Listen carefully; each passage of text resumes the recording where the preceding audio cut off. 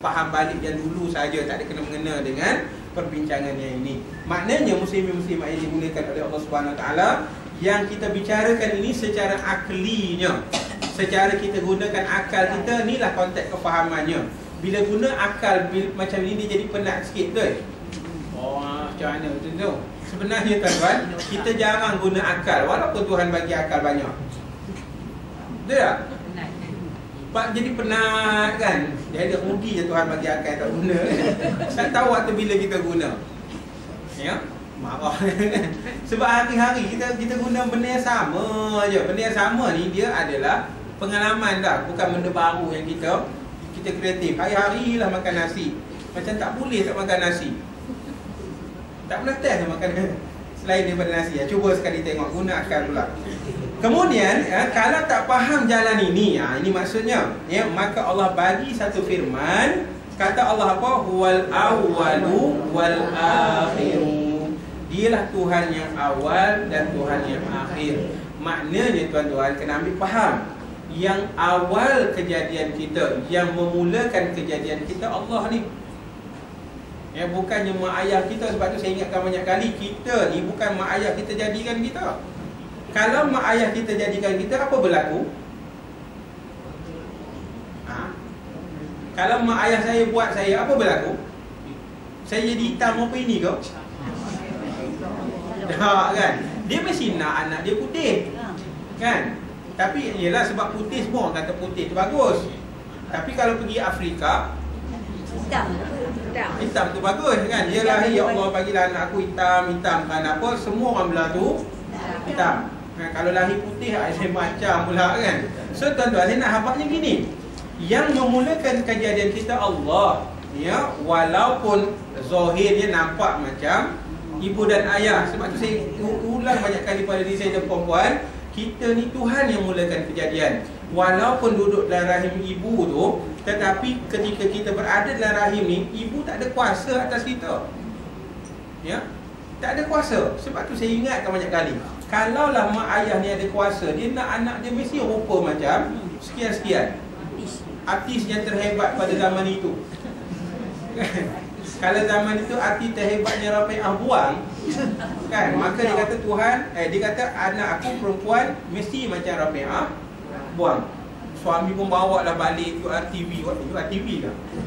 Zaman tu bawa gambar Rafi'ah buang, tampal dalam bilik tu. Tengok elok, keluar anak macam apa namanya?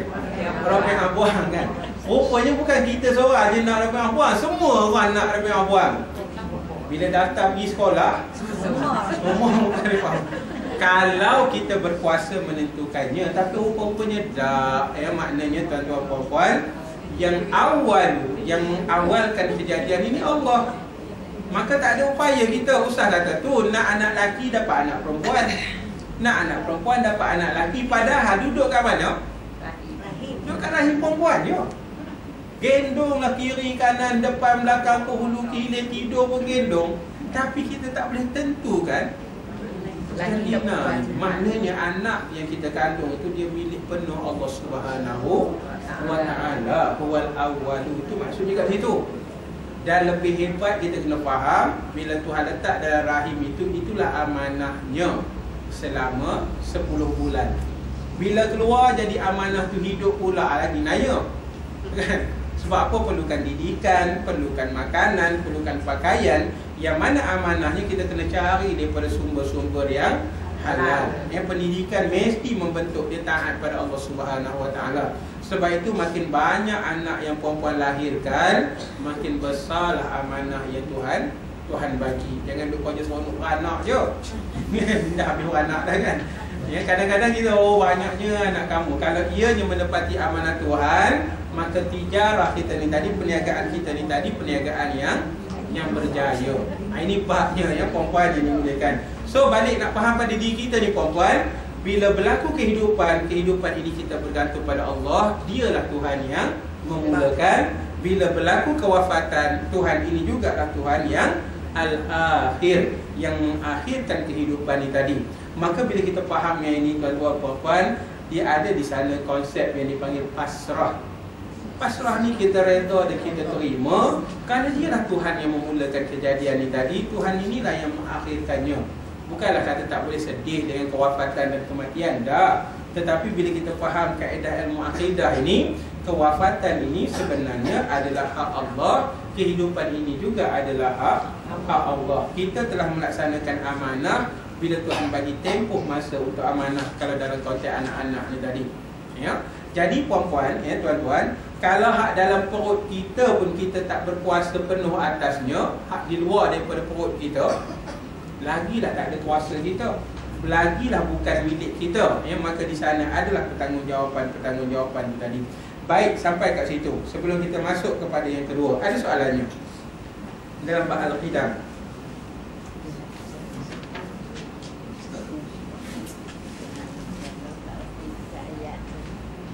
Renung pelan-pelan.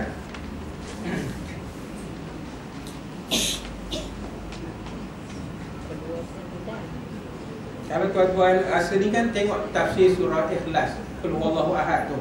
Siapa yang nak main cepat tu kan, baca ko 3 ko tu kan, tengok tafsir sekali-sekala. Saya waktu belajar tu dah nampak dah, ni kawan ni kalau jadi imam senang, kita kena cepat. Inna a'tayna Qul huwallahu ahad. Laju je. Ini kalau dia angkat takbir tu kena kejar cepat-cepat kan, mesti 6 je kan? Balik ni dah tukar dah, lain dah sikit kan. Okey. Tapi isi kandungan surah Ikhlas itu tuan-tuan memang satu bentuk kandungan yang membawa kita memang faham dalam konteks ketuhanan, sama ada secara sifatnya ataupun secara af'alnya. Sebab dijelaskan secara detail, ya. Kalau ada orang mengajar tafsir surah Ikhlas, dia memang akan bawa pada konsep ketuhanan ni tadi, sampai kita jelas hari ini kenapa kita menyembah Allah, ya. Tak payah bincang dengan orang bukan Muslim dalam bab ayat pun, tetapi maksud surah Ikhlas tu tadi dah memadai untuk kita fahamkan dia orang bahawasanya berhala itu tidak layak menjadi Tuhan. Ya, cuma kita tak pernah cakap benda ni, itu masalah kita. Kan kawan-kawan kita kan, minta maaf lah kan, kita bermuamalah ni banyak dengan orang bukan Islam, tapi tak keluar pun cerita yang itu. Berhutang senang, berani benar kita kan. Nak berhutang menawar, Allah kan, tawar sampai kawan tu rasa ya Allah. Tapi kita punya tawar berani sungguh. Tapi kenapa tak berkongsi yang ini, ya? Tak pernah kita nak kongsi. Jadi sebab tu bawa balik, sebab dia merupakan sebahagian daripada usaha baginda sallallahu alaihi wasallam, ya. Okey, boleh faham yang ni? Relax dulu sikit. Kita ambil 3 minit. Selalu take 5 kan. Ni take 3. Sebelum masuk pada bahagian yang kedua. Ustaz, ya. Ada yang bertanya kan, orang kata bersiapa dia hampa ni sembah tokong apa kan. Padahal dia bukan boleh buat apa-apa. Dia kata kita bukan sembah tokong lah. Kita sembah itu Tuhan. Ini tokong biar macam antara saja sampai kita punya tokoh sama dengan dia kata. Itu dia apa kata. Jauh lah. Dia kata kita sembah. Okey. Kalau dalam ayat saya tak ingat surah apa, tapi dia kata apa? Liyuqarribuna ilallahi zulfa, dia kata.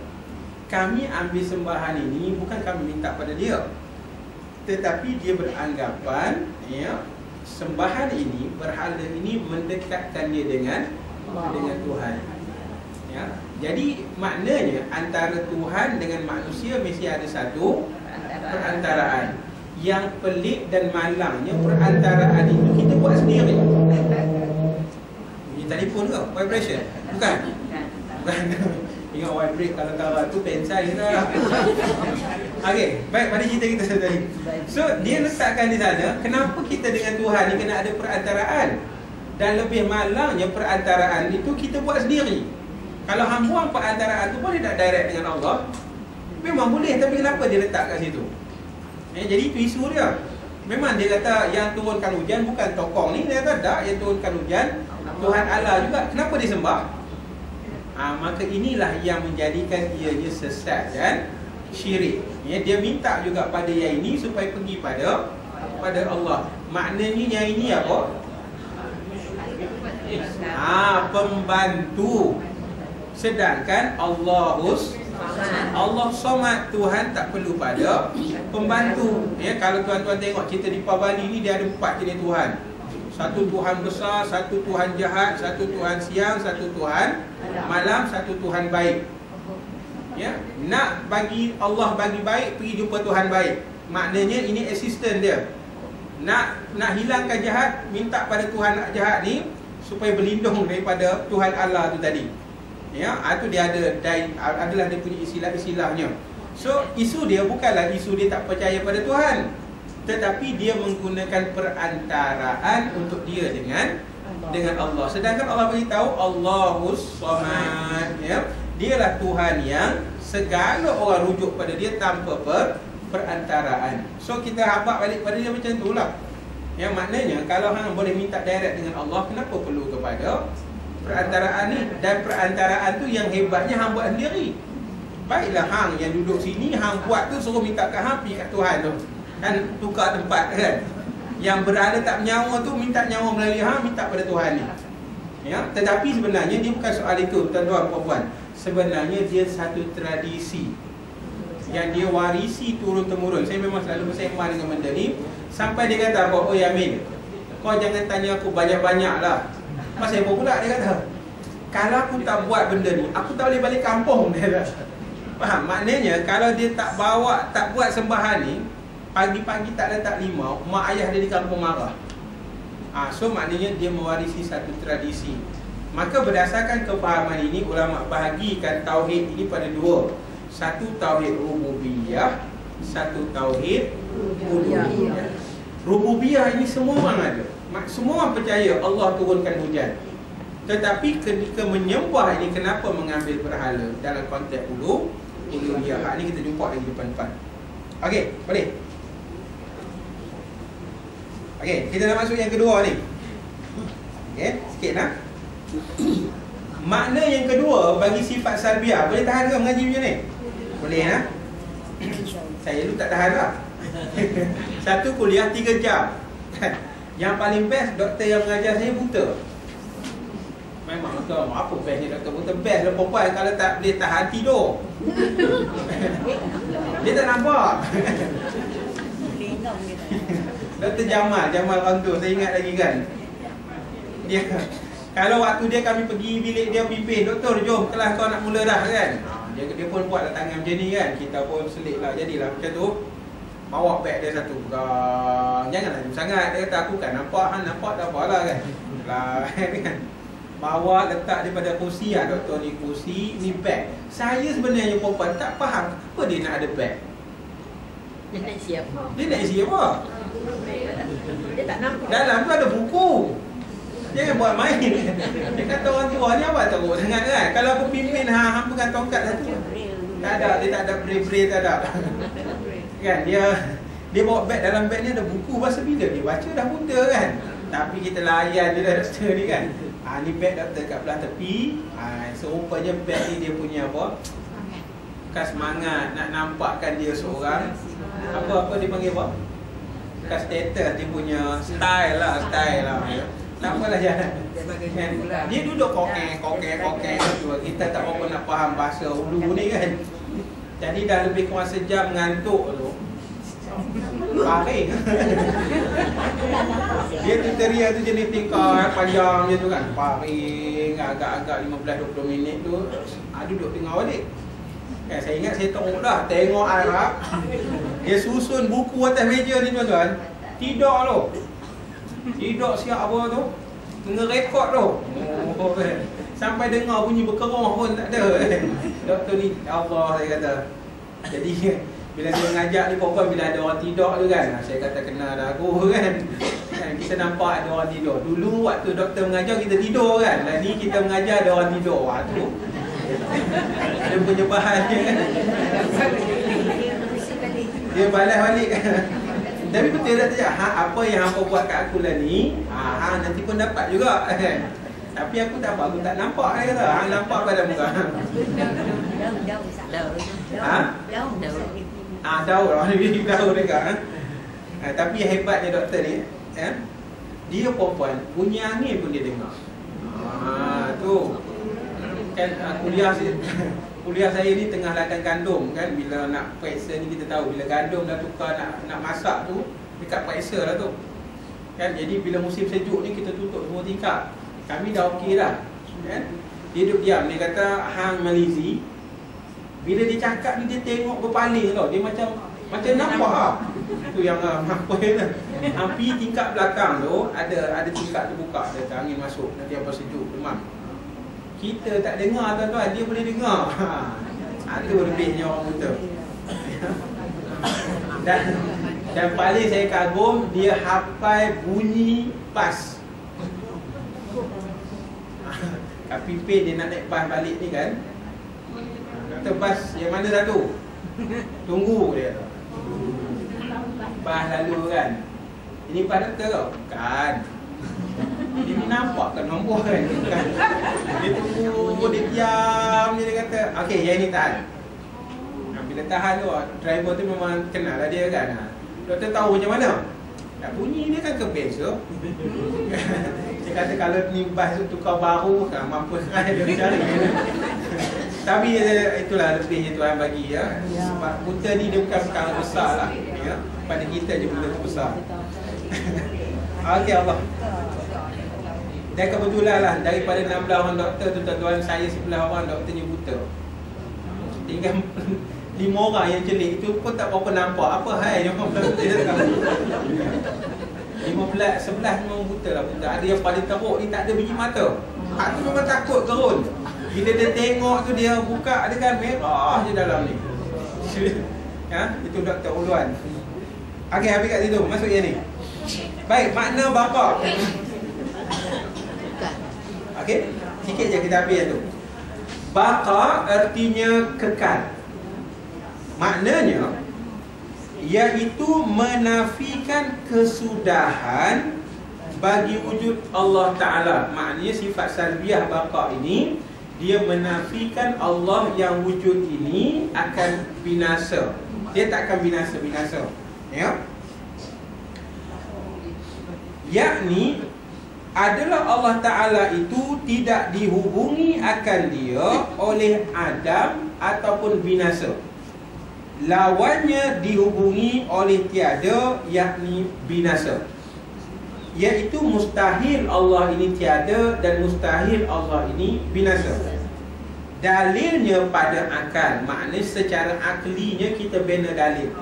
Kita buat pembuktian kenapa Tuhan yang berhak disembah mesti tidak boleh binasa. Kenapa Tuhan yang berhak disembah mesti kekal abadi. Ya, okey, dalilnya macam mana kita nak buat? Kita kata apa? Jikalau tidak kekal Allah Ta'ala itu, nescaya dia akan binasa. Kerana yang kekal lawannya binasa. Jika tidak kekal, mana dianya binasa. Jika ia binasa, bukanlah ia qadim. Kalau dia jenis Tuhan yang binasa, dia bukanlah kidam macam yang kita bicarakan tadi. Ya. Dan kalau dia bukan kidam ataupun qadim, dia adalah baharu. Baharu ni apa? Makhluk. Macam mana kita yang baharu ni tadi. Ya. Okey. Padahal telah nyata yang demikian itu pada makna kidam. Sedangkan kita dah puas hati dah tadi. Tuhan ini bersifat kidam, bukannya baharu. Okey, nampak faham kat situ secara aklinya. Makna kita bina metode akal kita kata yang layak menjadi Tuhan yang disembah, Tuhan mesti kekal abadi. Maka kita cari dalam dunia yang kita hidup ni tuan-tuan puan-puan, adakah sesuatu yang kekal? Tuan-tuan puan-puan tengok, ada tak yang kekal? Ya ke? Dah tengok belum?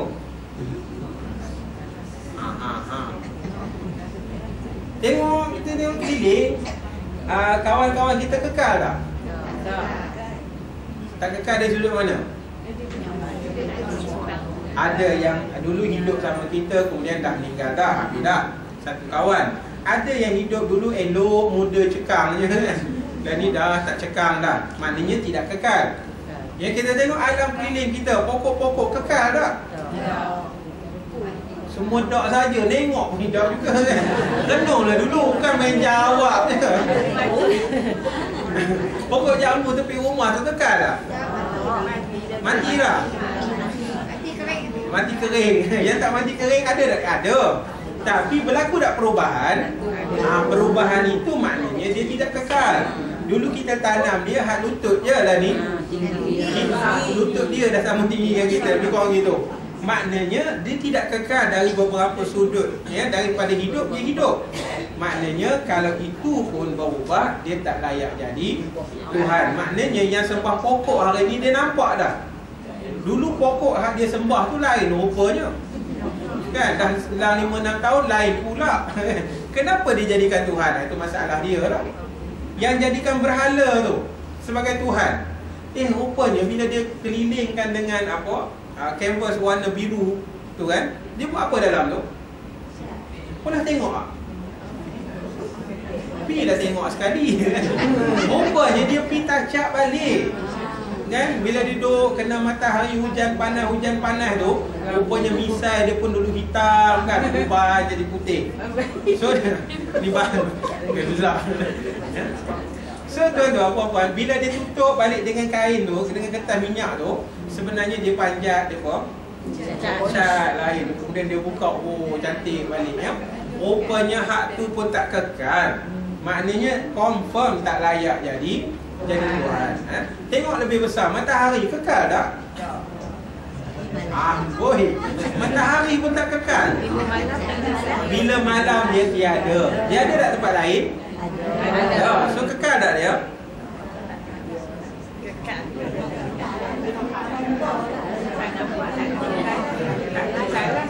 Baru nak guna akal dah, tadi nak guna jawab. Ni baru nak mikir. Dia tu taman lah. Nampak dah bergerak sikit. Ya? Okey, matahari kekal tak? Dia ada. Dia kekal tapi dia berubah dan berubah, ya. Maka oleh kerana berlaku banyak bentuk-bentuk perubahan, kalau matahari itu boleh ke timur, matahari itu boleh ke barat, dia boleh jadi Tuhan. Kita bukan sekadar timur barat, utara, selatan, tenggara, apa lagi? Semua tempat kita boleh pergi. Maknanya manusia itu lebih layak jadi Tuhan berbanding dengan matahari. Kan? Sebab apa matahari boleh pergi timur barat ke matahari? Dia tumbuh kat mana? Tumbuh pula apa? Dia terbit di timur, dia jatuh di barat. Itulah saja dia hari-hari. Kita manusia ke timur ke barat kita pergi, utara selatan kita pergi. Matahari ada kita boleh lena, matahari tak ada pun kita boleh lena. Maknanya hebat kita daripada matahari. Tapi kenapa kita jadikan matahari itu juga sebagai Tuhan? Itu secara logik akalnya untuk kita mudah faham. Tetapi kewujudan matahari itu kekal tak? Kekal di satu tempat dan tiada di tempat yang lain. Itu masalah dia. Sedangkan yang layak jadi Tuhan ni kena ada kekal di semua keadaan. Maka matahari tak layak menjadi Tuhan secara aklinya. Maka kita dah putuskan tuan-tuan puan-puan, dalam alam ini tiada sesuatu pun yang kekal. Maka oleh kerana tiada sesuatu pun yang kekal, yang layak menjadi Tuhan mestilah sifatnya kekal, ya? Sebab yang tidak kekal tak mungkin menciptakan sesuatu yang kekal abadi. Tak mungkin. Kita yang tidak kekal ni tuan-tuan, kita tak akan boleh buat sesuatu yang kekal. Yang kekal abadi boleh menciptakan sesuatu yang tidak kekal. Jadi sebab tu kita mencari balik. Sebab tu kalau dalam konteks ini tuan-tuan, balik pada cerita Socrates, baru baca je buku Socrates ni kan, dia bawa turun pemikiran langit ni kepada bumi supaya menampakkan konsep ketuhanan ini daripada pemikiran falsafah Yunan. Bukan saya nak bawa tuan-tuan agungkan dia, dah. Cuma kita nak bagi dia faham secara nilai-nilai akal ni tadi, ya. Dalam kes kita hari ni tuan-tuan puan-puan, dalil bagi baqa Allah Subhanahu Wa Taala. Tengok firman Allah apa? Wa yabqa wajhu rabbuka dzul jalali wal ikram. Kata Allah apa?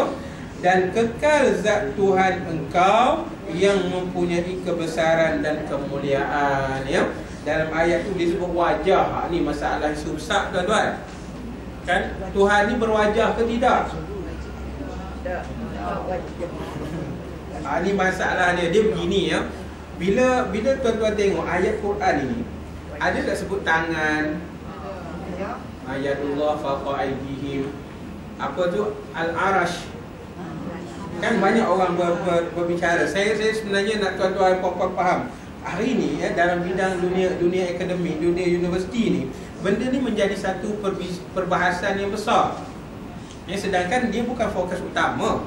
Sebabnya dia begini, ketika mana masyarakat Arab ini nak sampai pada mereka agama dalam bab ketuhanan ini, cara fikir mereka ni tak sama. Ada orang yang sekolah rendah, ada orang yang sekolah menengah, ada orang yang di universiti. Macam itulah juga masyarakat pada waktu itu. Maka ketika mana Nabi berhadapan dengan kumpulan yang malah berfikir, bukan kita, kumpulan yang itu, yang jenis hidup, boleh makan, minum, cukup. Maka bila dibincangkan bab Tuhan, Nabi bawa dalam konteks yang mereka ni mudah faham. Maka Tuhan pun dia meraihkan kemampuan akal. Maka didatangkan ayat-ayat supaya mereka faham dalam konteks ketuhanan tu. Untuk orang yang rendah akalnya disebut dengan bentuk wajah dan sebagainya. Tetapi orang yang tinggi fahamnya, Nabi ajar dengan cara yang lain. Kenapa? Al-Quran ini meraihkan kepelbagaian nilai manusia itu sendiri. Sebab itu saya beritahu begini. Puan-puan, suka tak sungai depan rumah? Sungai mengalir bawah rumah? Awak takut buaya apa semua tak? Suka? Bawah rumah kita sungai tak? Dengar Tuhan kata apa? Wa jannatin tajri min tahtihal anhar, dan syurga-syurga yang mengalir di bawahnya rumah-rumah kamu ada sungai-sungai. Kenapa Tuhan kata syurga, bawah rumah tu ada sungai? Perempuan tak mau, nak syurga tak mau? Tuhan kata syurga ada sungai kat bawah rumah, mau? Mau tak mau? Syurga mau? Tuhan habat dalam syurga tu, bawah rumah kita ni ada sungai, mau tak mau? Tadi kata tak mau. Dunia tak mau. Okey, so baik, nak bagi fahamnya macam mana Allah meraihkan cara faham. Waktu tu masyarakat Arab ini tuan-tuan, sumber airnya satu je, Telaga Zamzam. Bahkan antara emas dengan air itu lebih berharga daripada emas. Antara unta yang banyak dengan pertanian yang luas dengan air ini lebih berharga.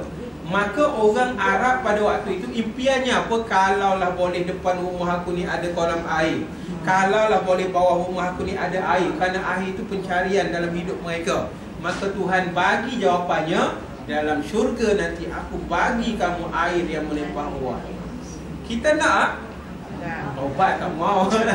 Maka kalau ini andai, jangan bawa keluar, andai kata Quran itu turun untuk orang Melayu, bukan Rasul Melayu, nak beritahunya, maka nescaya pemberitahuan tentang syurga tidak sebagaimana sungai. Kita impikan apa? Setahun dalam 3 bulan kot-kot lah boleh salji. Ada tak? Seronok tak tuan-tuan? Perempuan teringin salji tak? Teringinnya boleh main salji. Kalaulah Nabi tu kalangan umat Melayu, maka Quran akan beritahu konsep syurga tu menurut apa yang kita inginkan. So saya nak bagi tuan-tuan faham, maksudnya gitu. Maknanya memberi ruang supaya kehendak kita ni sama dengan apa yang Tuhan tawarkan. Jadi sebab tu ada ayat-ayat menyentuh perihal muka, perihal tangan. Kerana apa? Meraihkan cara berfikir masyarakat yang tidak tinggi pada waktu itu. Ada yang tinggi, ya. Maka sebab tu tak salah tuan-tuan mengandaikan kehidupan di akhirat mengikut keinginan yang kita suka. Dalam syurga nanti boleh main ski kot, tukang ski. Kan? Quran sebut tak dalam syurga ada ski? Quran tak sebut. Kenapa? Waktu diturunkan masyarakat ni gila ayo. Maknanya nak air sungguh-sungguh. Maka ditawarkan air, supaya apa? Dia merangsang keinginan masyarakat ini untuk taat pada Allah Subhanahu wa Ta'ala. Ini bab yang harus kita faham. Kenapa ayat-ayat ini dia membawa kepada perkara-perkara yang kita rasa kalau kita fikir payah sangatlah benda-benda ni, kerana dia meraihkan. Sebab tu antara lainnya, ingat satu ayat tu, Lailatul Qadri khairum min alfi syahrin, kan? Disebut malam Lailatul Qadar lebih hebat daripada 1000 bulan. Kenapa 1000? Kenapa tak sejuta? Kenapa tak trilion? Hari ni saya dengar baru ni, bukan trilion, septilion apa kiraannya. Dia kata septilion ni macam mana? Nombor 1 tu, depan nombor 1 tu tuan-tuan, ada 22 kosong. Saya pun tak tahu berapa banyak, tak tahulah. 1, kalau kosong 10, kalau 2 kosong 100, kalau 3 kosong 1000 kan. Kalau trilion ada dah berapa kosongnya. Ni ada kiraan baru, kiraan jumlah bintang di langit itu sampai septilion dipanggil. Septilion ni 1, dia ada 7 septilion. 7 ada 22 kosong bintang di langit. Jadi dia andaikan banyaknya macam mana, dia kata apa? Di bumi ni yang ada pasir di padang pasir, pasir di sungai, pasir di laut, dihimpunkan semuanya, baru ada septilion jumlahnya. Sedangkan bintang di langit itu lebih banyak daripada pasir yang ada di bumi. Kalau beginilah keadaan ciptaan Tuhan, tuan-tuan, manusia duduk besar mana sangat? Bukan besar-besar ni. Okey, balik pada ayat tadi. Kenapa Tuhan sebut 1000? Jadi ulama dia kaji, dia kata sebenarnya masyarakat Arab pada waktu itu dalam perkiraannya baru sampai 1000 je. Baru dia pun boleh ngongek 1000. Kita 1000 tadika dah ada 1000 dah kan, reti dah. Jadi dia berkata hak paling besar aku tak boleh bagi apa kat hang melainkan 1000. Itulah paling banyak. Maka Al-Quran waktu diturunkan, ya, dia meraihkan tahap kira mereka sampai hak tu je. Sebab tu disebut lebih daripada 1000. Maknanya Lailatul Qadar itu bukan 1000 bulan, lebih daripada 1000. Maknanya sangat banyak. Cuma pada waktu itu masyarakat mampu 1000 dikira. Kalau hari ni kita dah boleh sampai septilion, mungkinlah ayat itu turun Lailatul Qadri khairum min septilion. Jangan dia ubah, saya nak habaknya lebihnya sampai darah tu. Ya, cuma bagaimana kita memahami konteks ayat tu tadi yang memberikan kita faham hebatnya agama ni tadi. Ya, okey, jadi balik pada cerita-cerita ni tadi. Inilah dua bab kita pada pagi ni, tuan-tuan puan-puan yang dirahmati oleh Allah, ya. Pertama, sifat salbiah secara rumusannya, ya. Sifat ini, ya, diletakkan pada zat bagi menafikan kekurangan yang berlaku mengikut fikiran manusia pada zat. Bila kita kata Allah ini qidam, kita faham Allah ini tiada permulaan. Maka yang lain daripada Allah dia ada permulaan. Maka banyak ayat menceritakan kita ni ada permulaan, ya. Yang keduanya, tuan-tuan puan-puan, sifat yang salbiah ini ialah baqa. Baqa maknanya kekal abadi. Yang layak menjadi Tuhan adalah yang kekal abadi. Maka dalam pencarian kita, perbahasan kita, hanya Allah Tuhan yang kekal abadi. Maka lain daripada Allah bukanlah Tuhan kerana dia tidak kekal abadi, ya. Maka daripada dua kefahaman ni tadi, tuan-tuan, bila kita sebut je la ilaha illallah, kita dah dapat dah satu rumusan. Tiada Tuhan yang qidam, tiada Tuhan yang kekal abadi melainkan Allah, ya. Nanti kita tambah-tambah, barulah kalimah tauhid ini menjadi penuh dengan maksud maknanya, sehingga dia menepati, ya, kenapa kita beribadah hanya kepada Allah Tuhan yang Esa, ya. Sampai kat situ, tuan-tuan puan-puan, Allah Ta'ala a'lam. Ada soalannya?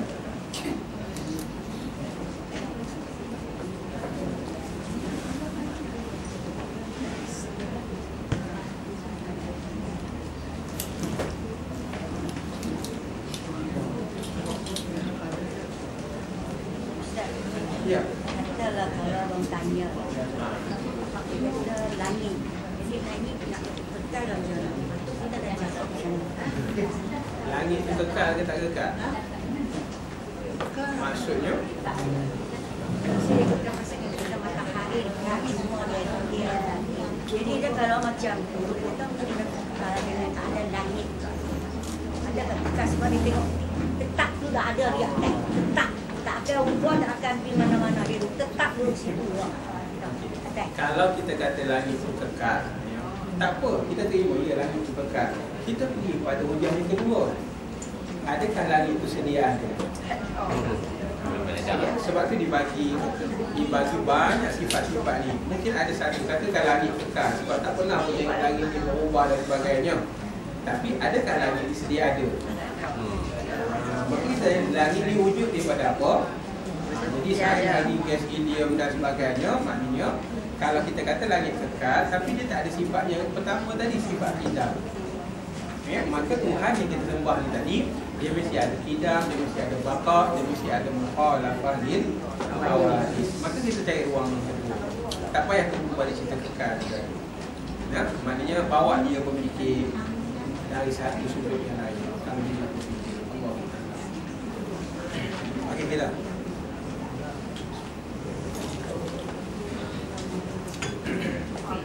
أعوذ بالله من الشيطان الرجيم بسم الله الرحمن الرحيم الحمد لله رب العالمين حمدا حامدين حمدا شاكرين اللهم أنت السلام ومنك السلام وإليك يعود السلام فحينا ربنا بالسلام وأدخلنا الجنة دار السلام اللهم يا حي يا قيوم يا رب موسى وهارون ويا رب إبراهيم ويا رب محمد صلى الله عليه وسلم أخرجنا من ظلمات الجهل والنسيان برحمتك يا أرحم الراحمين اللهم ارزقنا علما اللهم زدنا علما وارزقنا فهما اللهم نورنا بنور علمك وبعدنا نسيان اللهم ارزقنا فهم النبيين وحفظ المرسلين ya Allah ya Tuhan kami bersyukur padamu ya Allah atas nikmat yang kau kurniakan ya Rahim. Kami bersyukur padamu ya Allah atas nikmat anak-anak yang mendengar kata ya Allah. Kami syukur padamu ya Allah atas kesihatan yang membenarkan kami untuk mentaatimu ya Allah. Ya Allah ya Tuhan kami mohon padamu ya Allah dengan kebesaranmu ya Allah agar kau ampunkanlah segala dosa kami ya Allah. Agar kau ampunkanlah segala dosa kedua ibu bapa kami ya Allah. Dosa segala guru-guru kami ya Allah. Dosa rakan-rakan kami ya Allah. Allahumma anzur ilaina bin nazrul rahmah. Ya Allah pandanglah kami dengan penuh kerahmatan daripadamu ya Rahman ya Rahim ya Hayyun ya Qayyum. Allah keluarkanlah kami daripada kegelapan kejahilan kepada cahaya ilmu supaya kami terus dalam rahmat dan siratmu yang mustaqim. Rabbana atina fid dunya hasanah wa fil akhirati hasanah wa qina azabannar walhamdulillahi rabbil alamin.